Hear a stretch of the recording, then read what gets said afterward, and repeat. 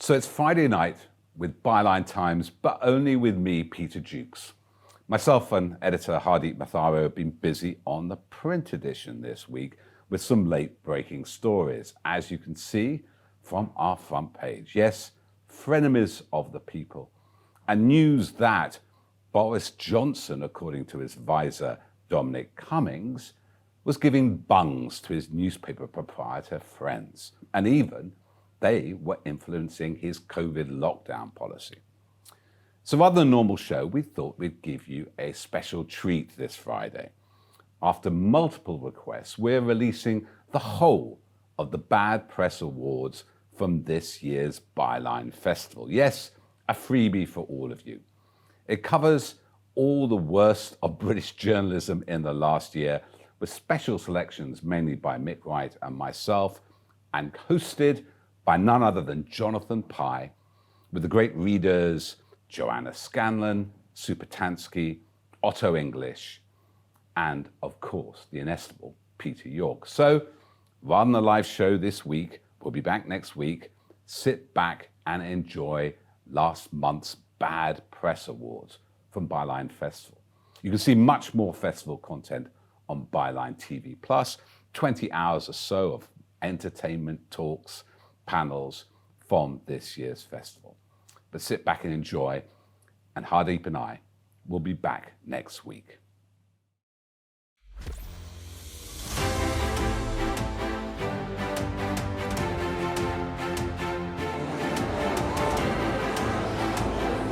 Hello, ladies and gentlemen. Hello, and welcome. Welcome. Oh, that was nice. By the way, there's lots more standing room around here if you want to just, want a little bit more space. But you look pretty snug over here, nice and COVID friendly. Just to give you a little heads up, see there are some cameras right back here at the back of the room. There's 4 of them lined up. We are going global. We are streaming to millions probably.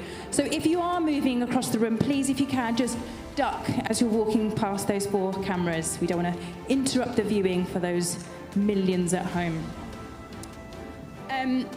Now, for those of you that don't know me, just a really quick intro. My name is Marina Perkis. Oh, that's so nice. You can often find me on Twitter. I am a part-time political commentator, full-time Tory hater. I had to check that I could say that in this room. You can say, apart from Damien Collins, Tory MP, who I think is in the audience, by the way. Don't identify yourself, perhaps. Now, for the first time from Acklam Village, I am delighted to announce the 4th annual Bad Press Awards, hosted by the news reporter of Nadine Dorries' Nightmares, the inimitable Jonathan Pye. And social media legend, clinical Tory basher, and master of the combo swear, Sue Patansky.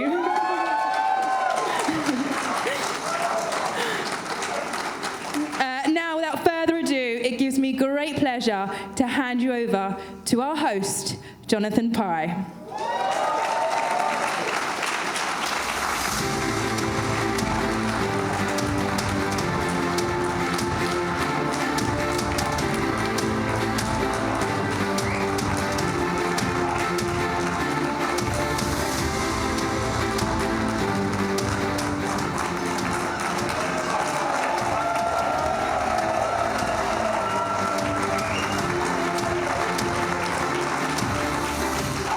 Told to wait until the music finished, that's why I'm stood here. Welcome to the 4th annual Bad Press Awards. I am your host, Jonathan Pye. This is a first for me, my first foray into awards hosting, which, as we all know, can be a pretty dangerous job these days. If I tell a joke that you don't like, you can come on stage, slap me around the face like a violent thug, and 10 minutes later, you'll receive a standing ovation and a statuette. What a time to be alive. I'm not having a go at Will Smith. Seriously, I'm not. As a white man, it's not my place. I read The Guardian. And as anyone who reads The Guardian will know, what was the headline? White outrage about Will Smith's slap is rooted in anti-blackness. So by that logic, The Guardian presumably thinks we should all forgive and forget and give The Cosby Show the well-deserved overdue reboot it deserves. I know you can't have a go at The Guardian, can you? You can't have a go at The Guardian. For us lefties, it's all we've got, isn't it? It's all we've got. Unfortunately, all we've got is a smug, high-handed, self-satisfied, champagne socialism minus the socialism rag. Here's an article about the horrors of cultural appropriation next to a recipe for quinoa. Poor people make me sad. That's why I meditate. That's my impression of The Guardian there. Which brings me neatly on to the reason we're all here, the Bad Press Awards. It's been a magnificent year for the news, hasn't it? A vintage year. The world emerged from a pandemic, war in Europe, economic hardship, ecological disaster, and a government up to its neck in lies, partying, porn, sleaze, greed, and incompetence. It's been a real page-turner, hasn't it? You don't even need tits to sell papers these days. We had, it's progress. We had COP26, where the planet came together to try and save the planet. And real progress was made, thankfully. World leaders all agreed that the time for swift and decisive action is right now. And then they all flew home on their planes. Good year for royal news. A royal death. An ex-royal Oprah interview. And a right royal ticking off from Mummy, along with a taxpayer-funded cash buyout for one of Andrew Windsor's victims of underage sexual assault. God save the Queen. I was advised to say alleged sexual assault there, but it. Come on, Andrew. Sue me. I dare you. What a year it's been for the news itself. I'm not talking about, things that are happening. I mean news as an industry. Not such a good year for BBC News. Andrew Marr left the coveted Sunday political interview slot. John Sopel gave up the White House correspondent job. Emily Maitlis decided to leave the flagship late-night political show Newsnight. All three of them at the height of their power, deciding to just jack it all in and make 10 times the cash just doing a podcast. So it's like the last days of Sodom at the BBC right now. It really is. Every man for himself. It's like the fucking purge. In other news, GB News was launched. I think that was this year. It seems like it's always been around, doesn't it? You know when you get like a little bit of skin on your it's like a little cuticle, and you spend a couple of days trying to, and you're sort of doing that, and after a couple of days you just can't imagine your life without it. That's GB News. It started off led by veteran heavyweight political broadcaster Andrew Neil, who lasted all of about 83 seconds before handing the baton over to veteran heavyweight political broadcaster Nigel Farage, who mouth guffs his very particular brand of populist bum twattery with a pint in his hand and a glint in his eye that seems to say, I know, I wish I was dead as well.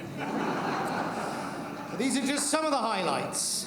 Just some of the highlights. Let's delve a little further into the world of news and get on with the awards. Like I say, here to help me, we have BAFTA Award winner Joanna Scanlon, style guru and public intellectual Peter York, author of hit book Fake History, Otto English, and the social media political whirlwind known as Super Tansky.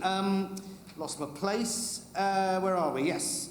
These, the prizes tonight have been decided by, after a great deal of soul-searching, by an esteemed and diverse panel of judges, panel of two, and actually Mick Wright and Peter Jukes both gave me a tenner backstage and asked me not to mention who those two judges are, so I won't be doing that.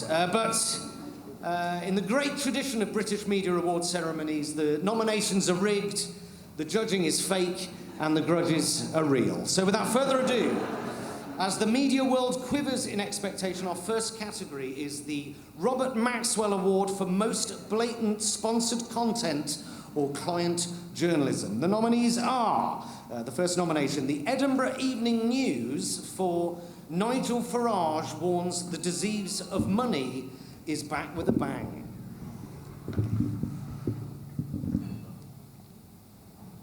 Warning. The disease of money is back with a bang. And Nigel Farage's new fight is all about how to prepare for a return to the nightmare 1970s. As someone who has been involved in the financial world since the age of 18, when he joined the London Metal Exchange, Farage has plenty of contacts in the city. He has teamed up with financial publisher Southbank Investment Research to launch what he is calling Britain's Great Wealth Revival. As Nigel says, there's a big problem brewing across Britain. If you're thinking about how inflation will impact your savings, investments, and retirement kitty, read our Inflation Survival Guide now. Our next nomination is the... yes, very good. You can't do that with all of them, because we'll be here all night, and the pubs are open. The Evening Standard and the Saudi Green Initiative. For Saudi leaders are embracing unappreciated ways of facing the climate crisis, says researcher.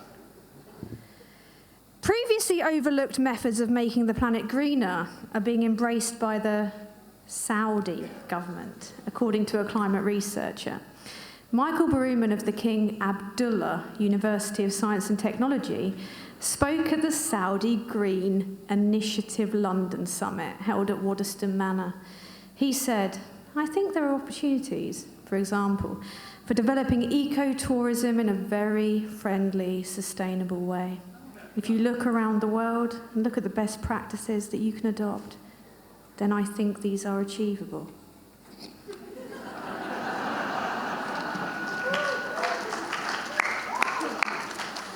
The next nomination is The News, Portsmouth and the Federation of Small Businesses for South Sea Woman Sets Up Business as a Clairvoyant Life Coach after her mum comes to her in a dream.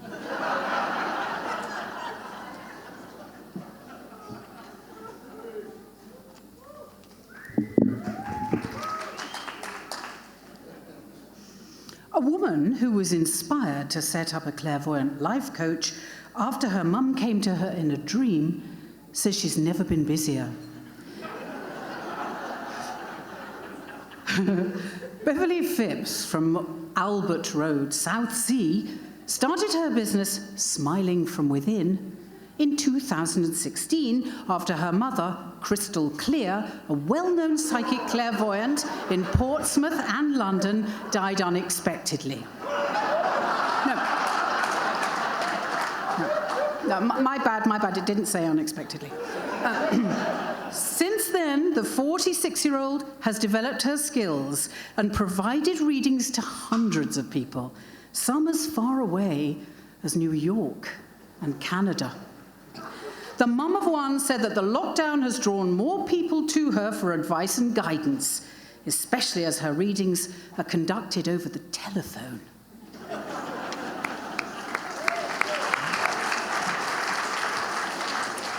And the last nomination, I think, The Times for Gambling and Problem Gambling Are Two Very Different Things, by Lord Walney.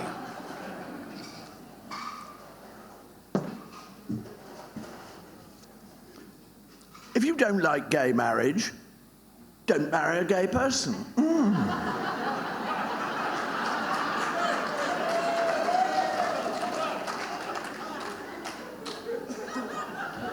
With disarming wit, this brilliant line gently ridiculed the narrow-minded intolerance that characterised much of the debate over the advance of gay rights in Britain and abroad in recent decades.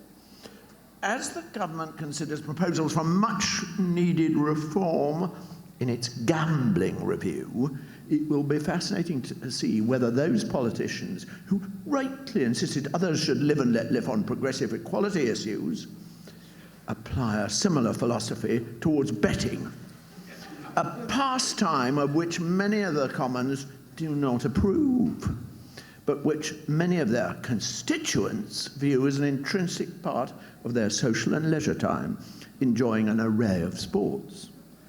National polling and focus groups carried out recently in traditional working class so-called red wall communities, like the one I represented between 2010 and 2019 in Barrow-in-Furness, by the Betting and Gaming Council, or BGC, suggest many voters would shout approval for any elected representative prepared to speak up in plain terms for one of the pursuits they have long enjoyed, which they feel the political class frowns on and wants to ban.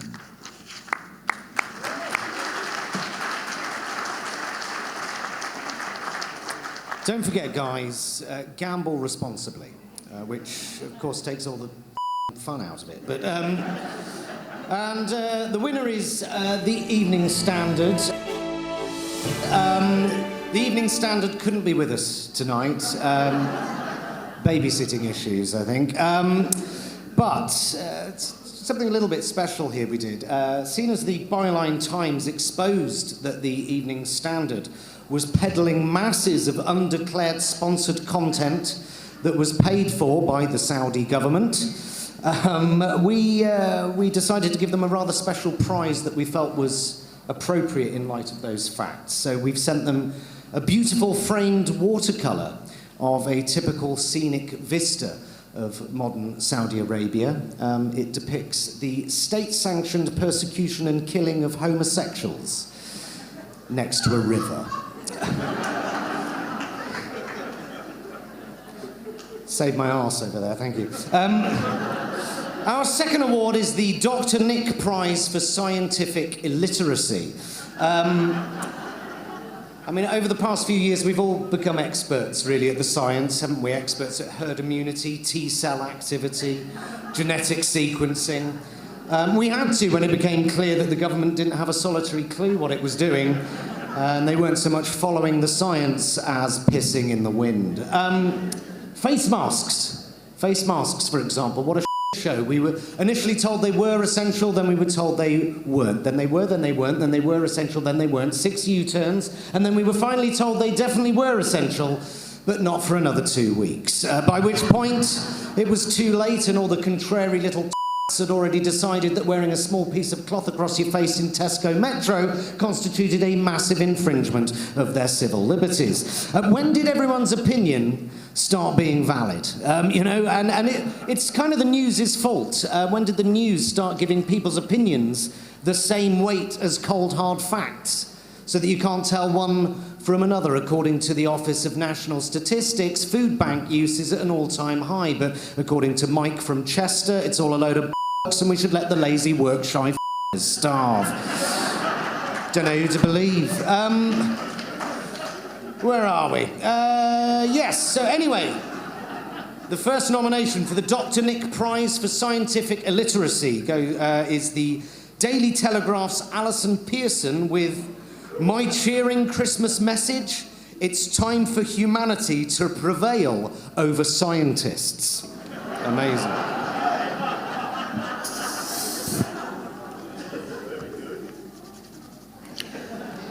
This Christmas, if the Archangel Witty hasn't cancelled the festive season, cautioning against the reckless and unnecessary consumption of sausage rolls, there will be a COVID swear box at Pearson Towers. Anyone who mentions the wretched virus must put 50p in a jar. All proceeds to the Salvation Army, whose magnificent mission is based on faith in Jesus Christ, who wants everyone to experience life in all its fullness. Shh! Don't tell the old misery guts on sage. Those scientists would crucify that Jesus chappie for dither and delay in imposing curbs on social gatherings as the Omicron variant rages like a forest fire across the land, causing devastation, destruction, plague, and death. It shouldn't be like this. It really shouldn't. The number of hospitalizations and deaths did not justify the introduction of Plan B, let alone Plan C, for which sage lockdown zealots continue to agitate. On Monday, there were 6,650 COVID patients in hospitals in England.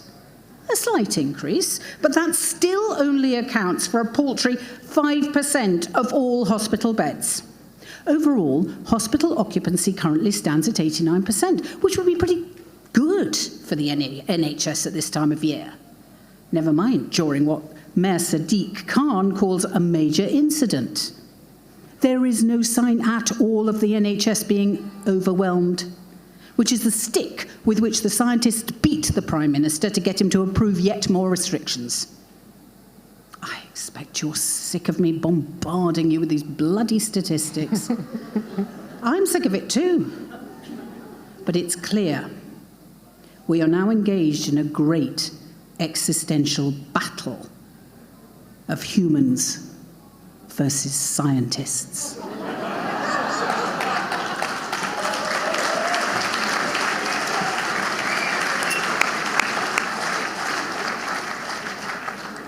Baffling. With a whole library of cove-idiot opinion pieces and dunder-headed misreadings of the science, our next nominee is Toby Young, with I got COVID, in brackets, again, is it time I got jabbed, for The Spectator.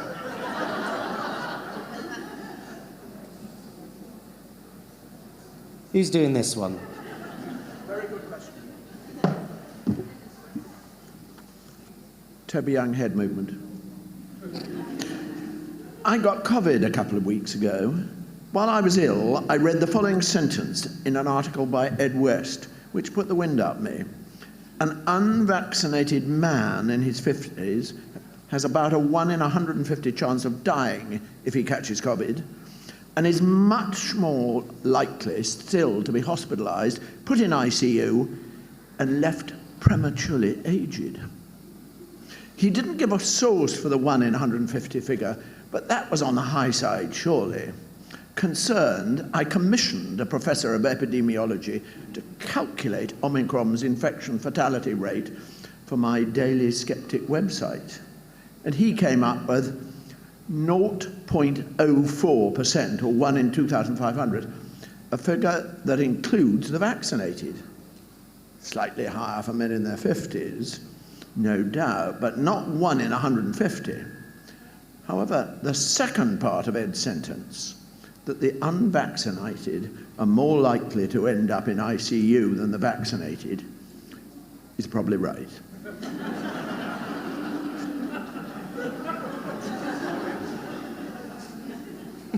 Was that where I was headed? I know. My chances of being hospitalised, let alone put on a ventilator, were low, assuming it was Omicron. But what if it wasn't? Or what if it was and I just got unlucky? I could picture the newspaper headline: unvaccinated lockdown skeptic in intensive care with severe COVID. It wouldn't be long before the BBC's Clive Murray was standing at the end of my bed, microphone in hand, asking me how I felt about not being jabbed.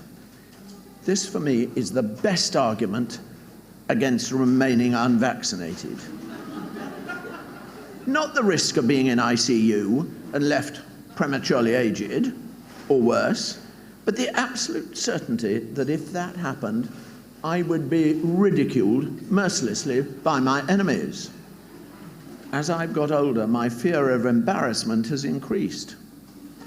And it's hard to imagine anything worse than lying in a hospital bed with acute COVID, my phone going off the hook. This is The Guardian. We're running a story about COVIDiots who regret not being vaccinated and wondered if you'd like to comment. Am I prepared to risk myocarditis to avoid that fate? It's a very tough question.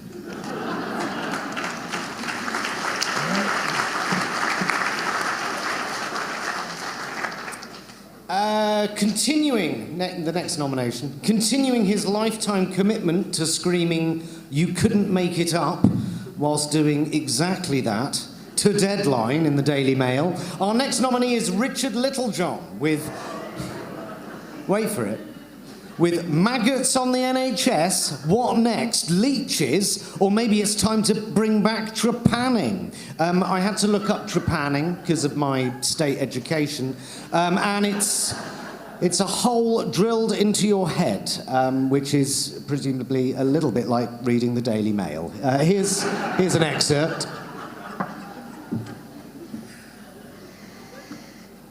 The crisis in the NHS must be worse than we thought. Doctors are using live maggots to treat open wounds. Despite the extra billions being pumped into the health service, some infections are proving resistant to modern antibiotics. Never mind COVID. Experts are now predicting that 10 million people a year will die from superbugs by 2050. I had thought about filing this under "You couldn't make it up," but it's deadly serious. Given that we keep hearing that Britain is in the grip of a mental health crisis, maybe it's time to bring back trepanning, the ancient practice of drilling a hole in the skull to relieve pressure on the brain. Okay, so the patient on the receiving end of trepanning usually died. But think of all the money we'd save on antidepressants. I can't believe you wrote this. Okay, how many people currently insisting they're suffering from mental health issues would miraculously recover if they thought that instead of prescribing Prozac, their doctor would reach for the Black & Decker?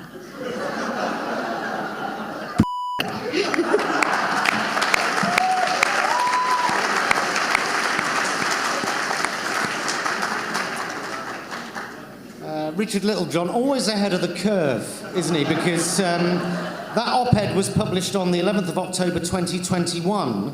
The NHS has been using maggots as a therapeutic tool since 2007. And in my minimal research, trepanning is still used today to treat some cases of bleeds on the brain, again, usually caused by reading the opinions of Richard Littlejohn, and occasionally just by looking at him. That's essentially exactly the same joke I did 2 minutes ago. Okay, so from maggots, we move seamlessly on to GB News, which is infested with a different kind of squirming invertebrate, and our next nominee, committed scarf wearer and fact ignorer, GB News' Neil Oliver. BAFTA-winning actress Joanna Scanlon was suggesting backstage that I try and do this in a Scottish accent. I can't do accents, and I'm not a BAFTA winner, but I'm going to try. I would like to make the sincerest apologies to the land of my forefathers. Here's the thing. If freedom means I might catch COVID from you, then so be it. If my freedom means you might catch COVID from me, then so be it. That, honestly, is how I see it. For the sake of freedom, yours and mine together, I will cheerfully risk catching COVID. That is a chance, one among many, that I am prepared to take, and happily. Life is not safe. I think I've just gone to Northern Ireland. Freedom is not safe. For the sake of freedom, yours and mine together, both freedoms being of equal value, I will cheerfully risk much else besides. It's the summertime now. Summertime is the time to remember the Battle of Britain.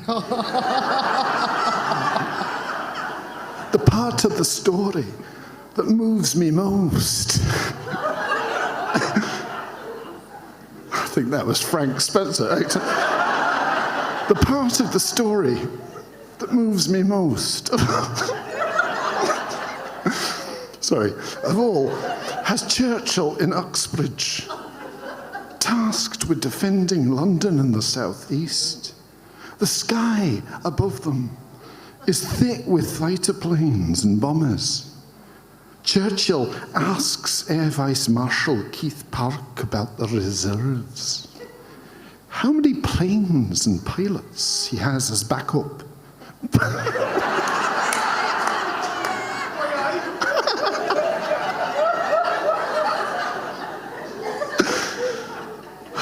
Sorry, to the north as well. Just got to insult. Hold it together, thanks. Churchill asks Air Vice Marshal Keith Park about the reserves. How many planes and pilots he has as a backup and are ready to take to the police of those already committed.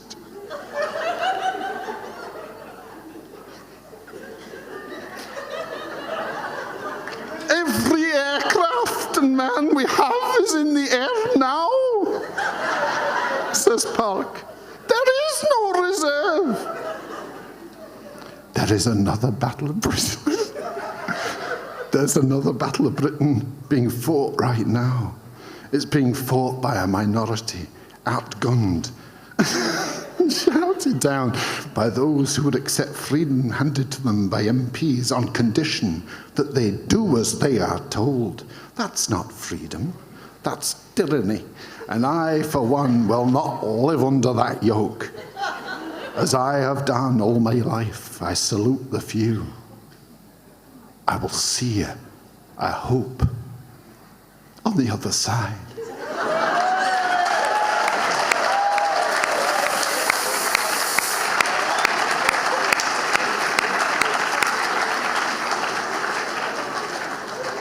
I'll tell you what, if that is what GB News is like, I'm going to tune in. It's fucking brilliant. And I missed the day today. And the winner of the Dr. Nick Prize for Scientific Illiteracy is GB News' Neil Oliver.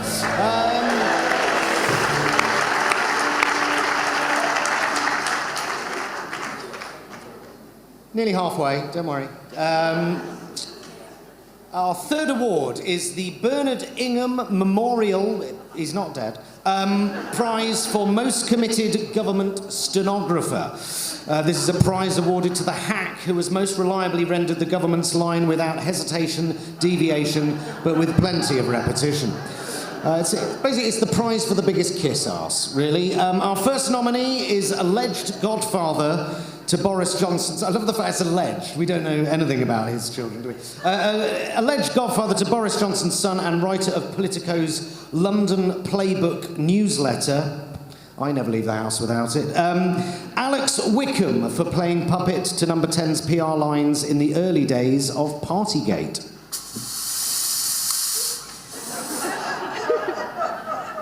Oh, shit. Get ready for an almighty process row. Playbook understands the Sun story is on the money, and that government lawyers and police have indicated their view that some details about these 8 potentially law-breaking allegations should not be included in the report. The Telegraph's Gordon Rayner, Ben Riley-Smith and Martin Evans note that while Scotland Yard spinners have insisted, we have not said they can't publish their report, the truth is far more nuanced. They write that behind the scenes, the Metropolitan Police have been pushing to ensure that nothing comes out that could compromise their probe. A Met source confirms this key fight in the paper. It would seem prudent for some information to be withheld. This appears to be the main reason for the hold-up.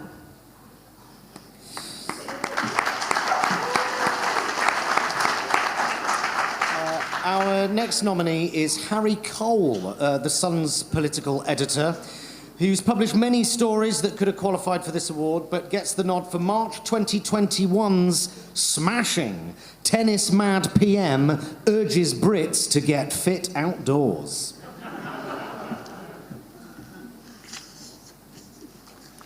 The PM yesterday said Brits could boost resilience to COVID by getting fit in the sun, and revealed 60 million new jabs will be made in the UK. Boris Johnson said he could not wait to play tennis again as lockdown is eased. He added, "We can take advantage of this beautiful weather to build national resilience." Mr. Johnson also thanked Brits who had overwhelmingly obeyed the rules over the past 85 days. He said, "I must stress that is only because of months of sacrifice and effort that we can take this small step to freedom today."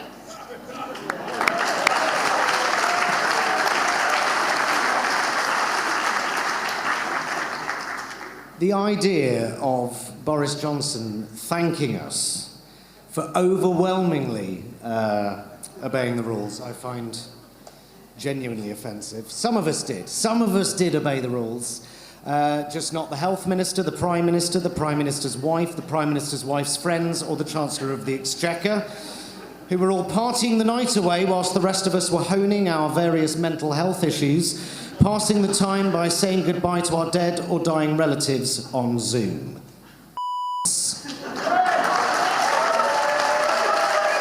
Every single last one of them. Our next nomination, after years of obsessing about a new royal yacht, the Daily Telegraph's Chris Chopper Hope, he gave himself that nickname, by the way, could not be overlooked by the judges. He secures his nomination with the gloating, "The arguments against my campaign for a new royal yacht," fuck me, this is the sort of shit they talk about in the Telegraph. "The arguments against my campaign for a new royal yacht never held water." See what he did there? People who spend too much time on Twitter generally share a fierce dislike for Brexit and Boris Johnson. And for the past 5 years, it has been possible to add another B to that list. Britannia. Since I was given the task of running the Telegraph's campaign for replacement for the royal yacht Britannia in September 2016, every supportive article has been greeted with a sneer and a mocking post on the social media platform.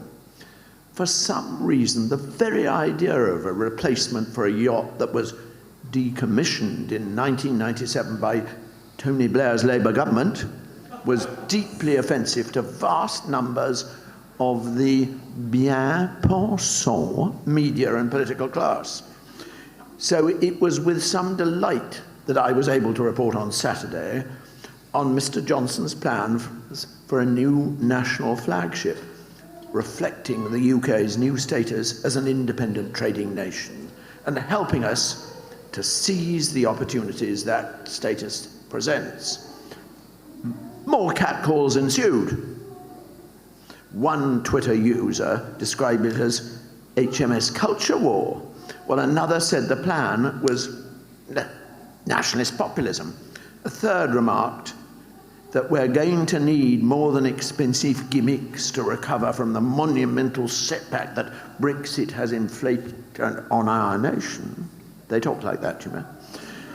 Most of the criticism has been one of priorities, with MPs and commentators demanding to know why the potential £200 million cost of the ship was not being spent on schools and hospitals. In Britannia's official history in 2003, the late Duke said the decision not to replace Britannia in 1997 signalled the end of an unbroken succession of royal yachts dating back to the reign of King Charles II. Mr. Johnson, with the Telegraph's support, is about to start putting right that historical wrong. whether Twitter likes it or not.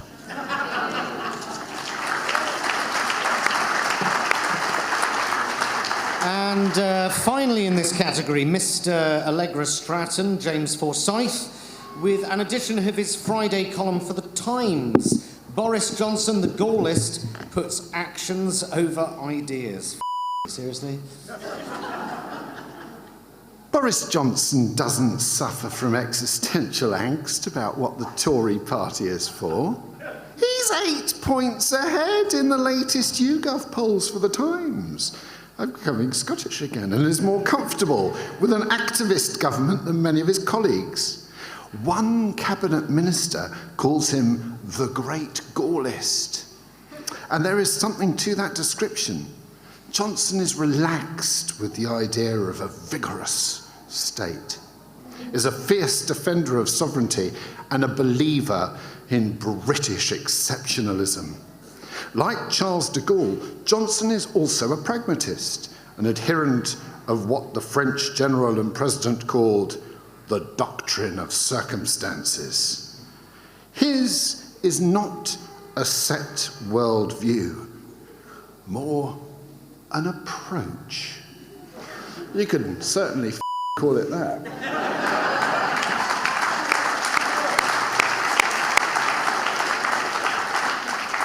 And the winner is Guido Fawkes, alias Paul Staines. Paul was hoping to be with us to collect his award this evening, but he unfortunately was unexpectedly taken to hospital this afternoon to have his tongue surgically removed from Boris Johnson's anus. So apparently the Premier sphincter, it's locked on so that they can't actually they may have to actually smash some of his teeth in. So we wish him well. Now, science has concluded that there is no more fragile a substance than a British journalist's ego, and our next award celebrates when they shatter. The Randy Newman Medal for Biggest Self-Pity Party is awarded to the hack most incapable of realising they've brought it on themselves. Our first nominee in this category is the previously mentioned Andrew Neil, whose brief stint at GB News produced this truly self-pitying eruption. So it comes as a surprise when Andrew Neil starts to cry and confesses to me how he nearly succumbed to mental collapse, broken by his experiences at GB News. I came close to a breakdown, he confesses, tears falling. It was terrible, he says as I hug him. He's recalling the moment when, at the end of his first week, as the much vaunted lead interviewer and chairman of newly launched GB News, he decided he simply couldn't go on. It just went from bad to worse.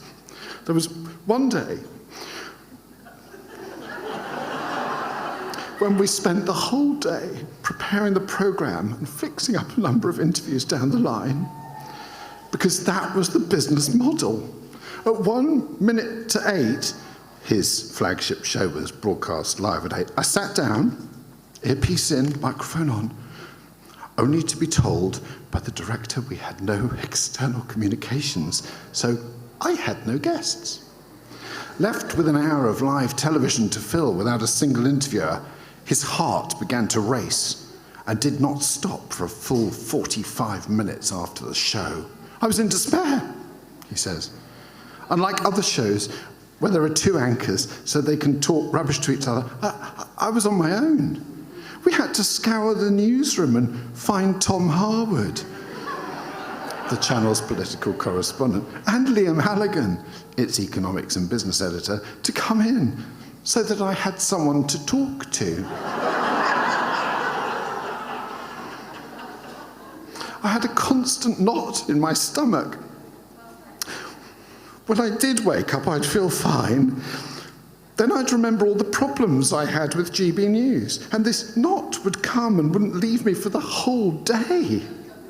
That weekend, he and his wife, Susan, flew to Jersey and stayed there for 2 nights in a quayside hotel.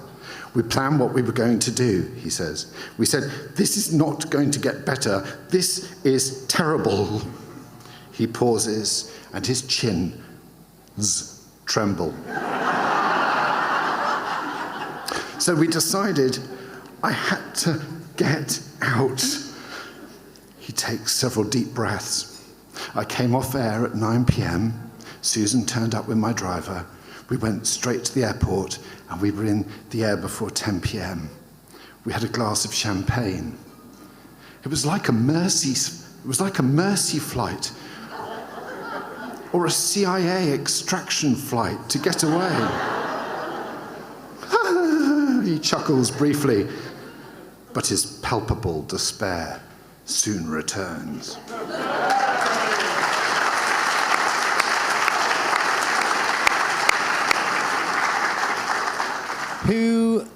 Who could, is that on? Who could possibly compete with that? Piers Morgan.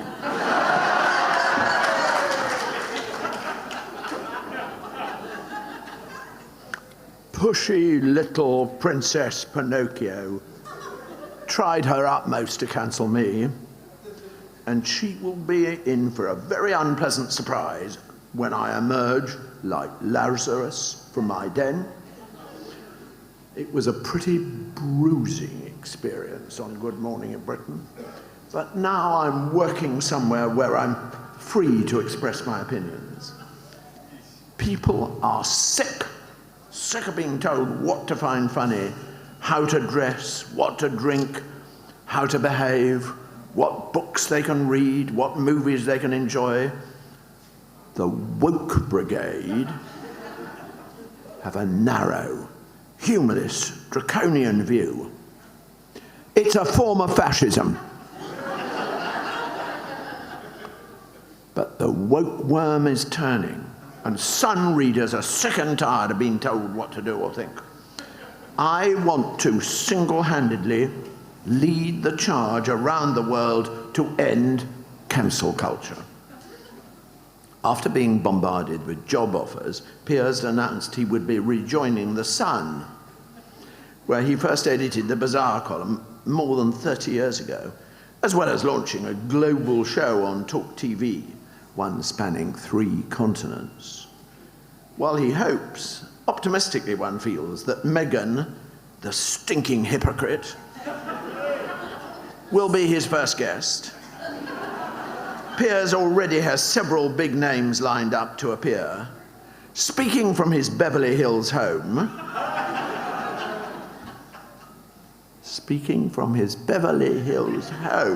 just 70 miles from the Duke and Duchess's £11 million mansion in Montecito, Piers is no fan of another under-fire royal, Prince Andrew, whom he has met on a couple of occasions.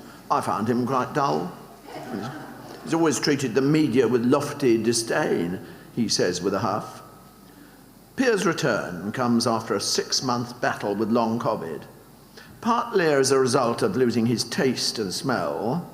Food tasted like rubber and there was no point drinking. And partly as a result of hiring a nutritionist.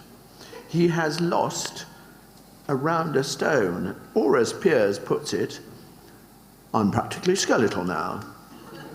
Skeletal is perhaps pushing it.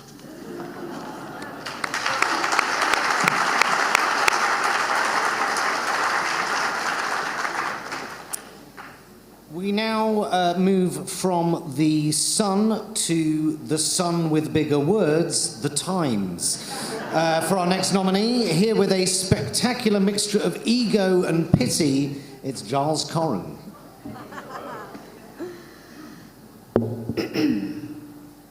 According to the Office for National Statistics, a burglar makes on average £1,400 from each burglary they carry out. They posited a hypothetical felon doing 1 job a week for an average salary of £70,000. Now, £70,000 is a decent wedge, no question, but it isn't more than my dentist earns. And £70,000 is less, God knows, than my lawyer earns in a month, let alone a year. The point of laying out these startling figures before me, of course, was to shock me into buying a burglar alarm. But it had rather the opposite effect of inspiring me to become a burglar. After all, as a middle-aged, middle-class, white, heterosexual, cisgender, public school-educated British male of small C conservative bent, I've had to accept that my days in the media are numbered. I may well hold on for a while to the columns and TV shows that I already have, but nobody's going to be offering me any new exciting opportunities now. Not when there are so many important cultural, gender and lifestyle quotas to be filled by more diverse candidates. And I'll never get a book published again because of that time years ago when I said that thing and that other thing and the thing before that. And that's all fine with me. The period of ascendancy for my sort is over, and there's no point sitting around crying about it. You just have to get on. This may all sound a bit extreme, but I say again, with things the way they are, as the Oxford-educated scion of a famous family with no skills, a long history of scandalous utterance, and only a passing acquaintance with the truth, I'm fit in the job market of 2021 only to be a burglar.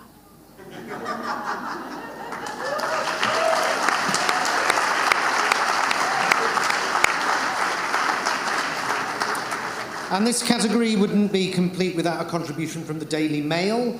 And whilst its pages are packed with self-pity, chief among its most conceited columnists is Sarah Vine, represented here by a post-divorce from Michael Gove column. The problem with the wife who's been with you forever is that she knows you're not the master of the universe you purport to be. Ever since those pictures of Matt Hancock snogging his aide emerged, I've been thinking about the nature of political marriages. To anyone who truly understands how high-level politics works, it's also an alarm bell. The old behind every great man there's a woman drowning in dirty laundry is a cliché. But it's true. It is very hard to do these high-level, high-pressure, high-stakes jobs unless you have someone prepared to take up the reins in every other department of your life. Ministers are surrounded by people telling them how brilliant they are. Their departments treat them like feudal barons. Their every whim is treated as law. No one ever says no to them. They certainly don't get asked to unload the dishwasher.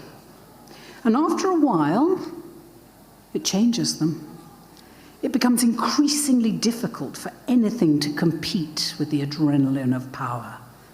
How can anyone be expected to put the bins out when they've just got home from a day saving the world? Domestic life can seem dull and dispiriting by comparison. Climbing that far up Westminster's greasy pole changes a person. And when someone changes, they require something new from a partner. Namely, someone who is as much a courtesan as a companion, one who understands their brilliance and, crucially, is personally invested in it, not someone who thinks it's all a monumental nuisance and wishes they'd get a proper job that doesn't involve people poking cameras in your face and commenting on your poor choice of footwear. The problem with the wife who's known you since way before you were king of the world is that she sees through your facade. She knows your fears and insecurities. She knows that deep down inside, you are not master of the universe you purport to be, Michael. Sorry, no. And some people don't like to be reminded of that. In the end, there are two types of politicians. Those who can walk away from power, and those who can't, and who will compromise everything for the sake of it.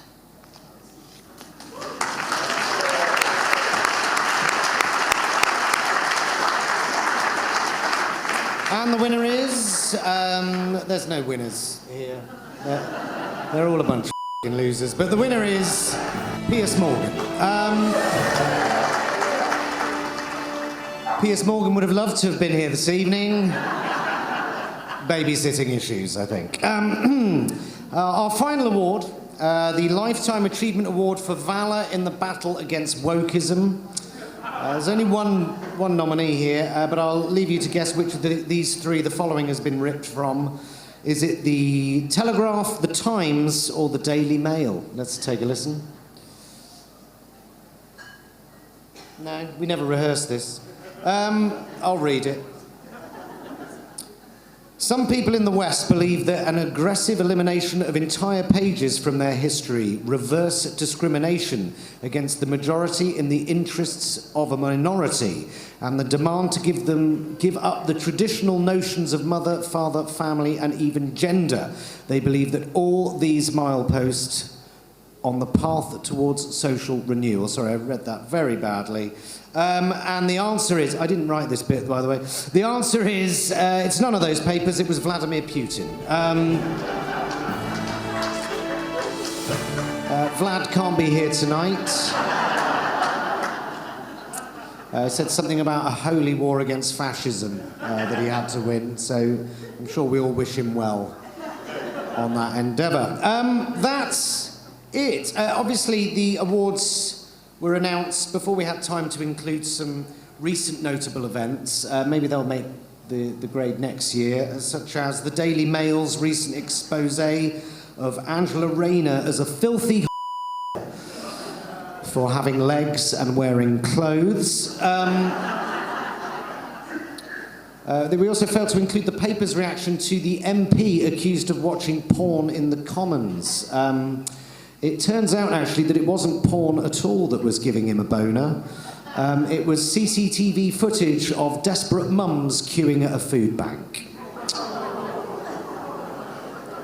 Go on, take the free beans. Always like to end an evening this prestigious by miming a I will leave you with this thought. Elon Musk just bought Twitter for $40 billion, which is roughly the same as the United States has pledged to help tackle the catastrophic meltdown of the climate and therefore the end of life as we know it. What a time to be alive. Thank you very much. Thank you to our wonderful readers. Have a great time. Thank you.